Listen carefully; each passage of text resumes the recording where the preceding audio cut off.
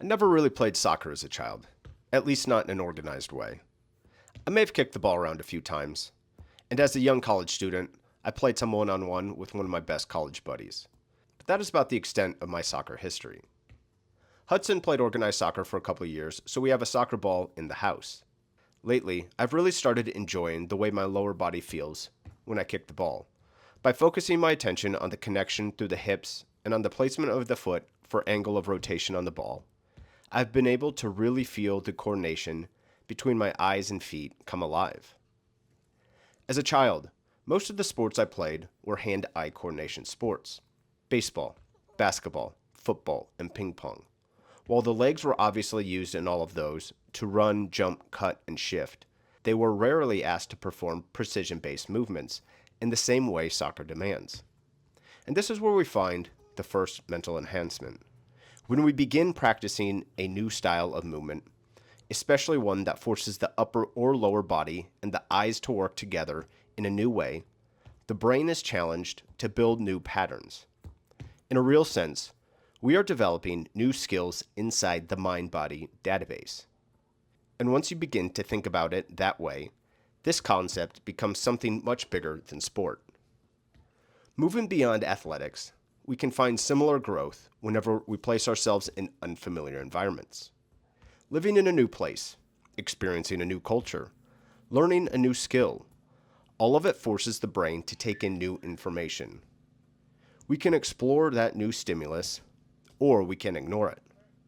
But once we have encountered something different, we can no longer pretend another way of living does not exist. When you look at life through that lens, you begin to see how growth rarely happens without some level of environmental disruption. Moving to a new state or new country forces adaptations on every level. The weather changes, cultural norms change, grocery shopping routines change, work environments change.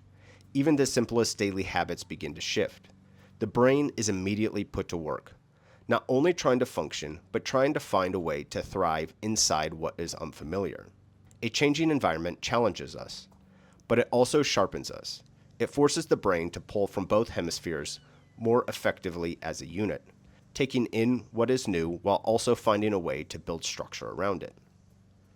Once you understand that, you also begin to realize that a changing environment does not always mean a new place. Sometimes the zip code stays the same, but life itself enters a completely different phase. Sometimes the most dramatic environmental shift is not moving across the country. It is becoming responsible for a human life that did not exist before. The birth of a child changes the environment immediately. The demands shift, the rhythms shift, the responsibilities shift, and because the child continues growing, the environment never stops changing. Each new phase brings new challenges. In my short experience, and through conversations with parents of older children, one of the most consistent truths of parenting is that your interactions with your children must adapt as they continue growing. What makes parenting such a powerful example is that it teaches the same lesson as any new environment. Life keeps changing, and we either change with it or resist it. The child does not stay the same, which means the parent cannot stay the same either. Every stage asks for something different of you, a different kind of patience, a different kind of attention, a different kind of leadership. And if you refuse to evolve with the child, you begin clinging to an old reality that no longer exists. Once you recognize that principle, you begin to see it everywhere. It is not limited to parenting. It shows up anywhere growth is required. Beyond physical environments, we find the same pattern in learning new skills. There's a similarity between practicing with the soccer ball, as you are still watching here, and developing a new skill for work or education.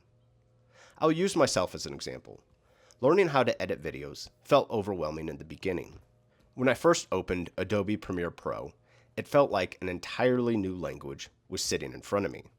And in many ways, it was. I'm by no means an expert video editor, but if you go back and watch some of my earliest edits, you'll clearly see that progress has occurred. In the beginning, YouTube was my best friend.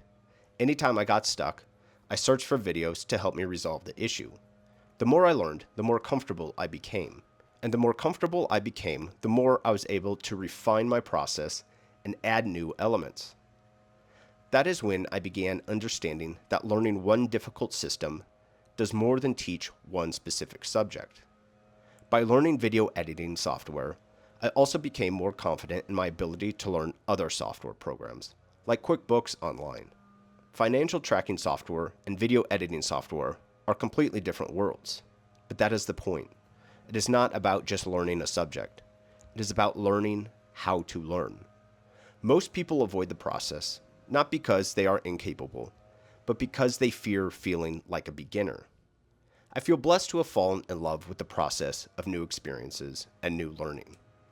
The process itself is not always fun, because resistance meets us in every new endeavor. Believe me, I find myself cursing out a new software system nearly every time I begin working with it. But it is finding ways around and through that resistance that sharpens our resilience and our skills. I pray that love remains. I pray I continue trying new things. This entire video is only possible because I was willing to step into something unfamiliar. Learning video editing software, practicing how to kick a soccer ball, playing with Charlotte. None of this could have happened without first being willing to move somewhere different, change my habits, and learn something new. We all have this ability within us, but the responsibility remains with the individual. And the real question becomes, will we choose to evolve it